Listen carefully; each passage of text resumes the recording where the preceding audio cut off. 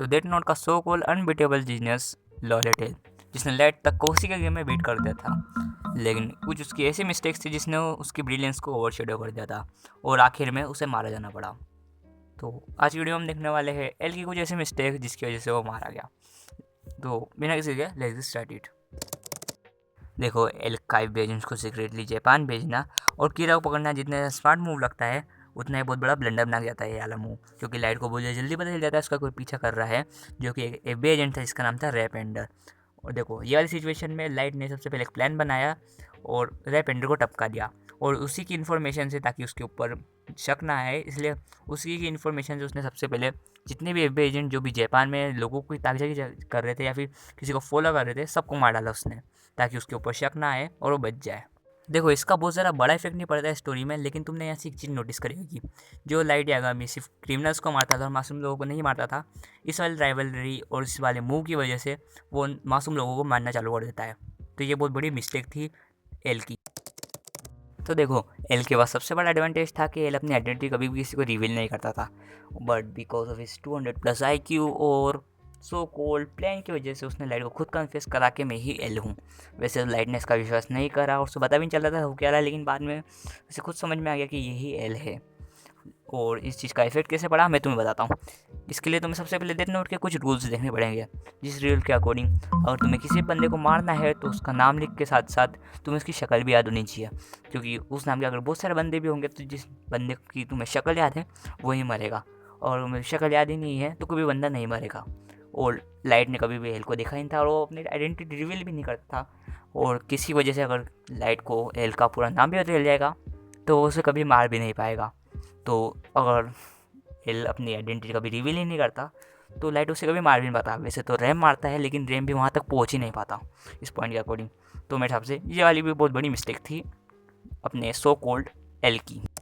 देखो, ये वैसे बहुत बड़ी मिस्टेक नहीं है, क्योंकि एल को उस टाइम पे कीरा के बारे में बहुत ज़्यादा इन्फॉर्मेशन नहीं थी कि वो कैसे अपने वेपन्स को यूज़ करता है और सामने वाले को कैसे मारता है, इसलिए ये बहुत बड़ी मिस्टेक नहीं कहलाती है। लेकिन सबसे पहले मैं तुम्हें गन स्केयर समझाता हूँ, गन स्केयर में रियल में हुआ था क्या। तो गन स्केयर के अंदर एल का मेनली ये प्लान था कि वो मिसा और लाइट का इनकाउंटर करा देगा लाइट के बाप के हाथों, जो कि बहुत ज़्यादा अच्छा प्लान था, क्योंकि अगर इन दोनों के में से कोई भी अगर कीरा होगा तो अपने पावर्स का इस्तेमाल करके वहाँ से निकलने का कोशिश करेगा। और असली में ये हो भी जाता, लेकिन क्योंकि लाइट के पास अपनी ओनरशिप नहीं थी इसलिए उसको कुछ याद नहीं होता है कि चल क्या रहा है, इसलिए वो फंसता नहीं इस वाले प्लेन में। लेकिन अगर असली में इसके पास ओनरशिप होती तो ये भी फंस जाता और ये भी वहाँ से निकलने के लिए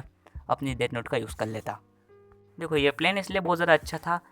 और इसमें फंसने के बहुत ज़्यादा चांसेस भी थे और सक्सेसफुल होने के भी बहुत ज़्यादा चांसेस थे, लेकिन बिकॉज ऑफ सम चीज़ें, मतलब बहुत सारी पर्सपेक्टिव और एयर के पास ज़्यादा इन्फॉर्मेशन ना होने की वजह से ये प्लेन ख़राब गया और ये मिस्टेक के लिए। लेकिन इसके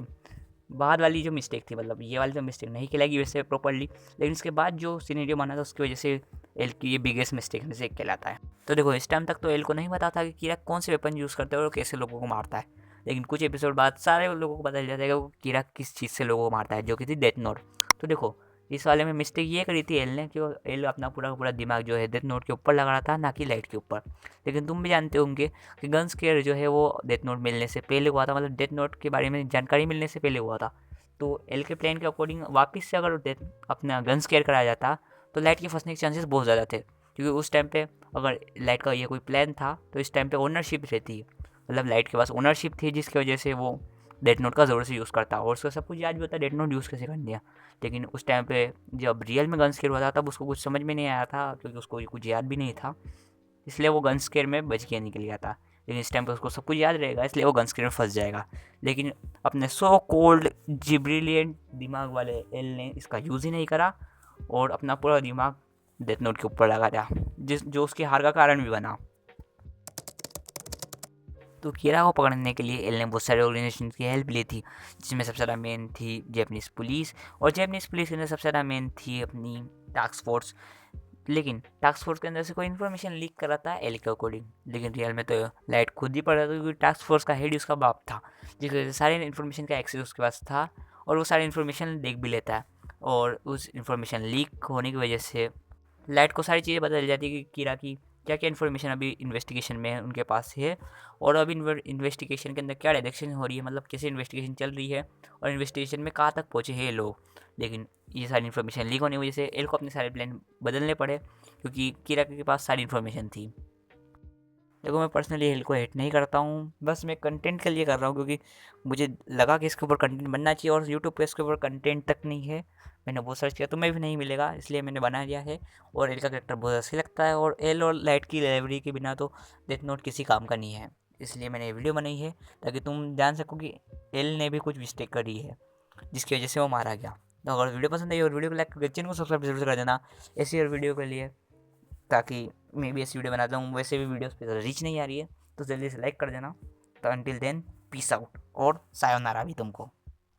देखो ये बहुत सारे लोगों को ये पॉइंट वैलिड नहीं लगेगा, लेकिन खुद सोचो कि एल ने अपनी आइडेंटिटी सिर्फ इसलिए रिवील करी थी ताकि वो टास्क फोर्स काम कर सके और ट्रस्ट बना रहे। उसने शुरुआत से लेकर एंड तक टास्क फोर्स का काम करा और बाद में कुछ गलतियों की वजह से टास्क फोर्स की, कुछ सिली डिसीजंस की वजह से और लास्ट में लाइट के ज्वाइन करने की वजह से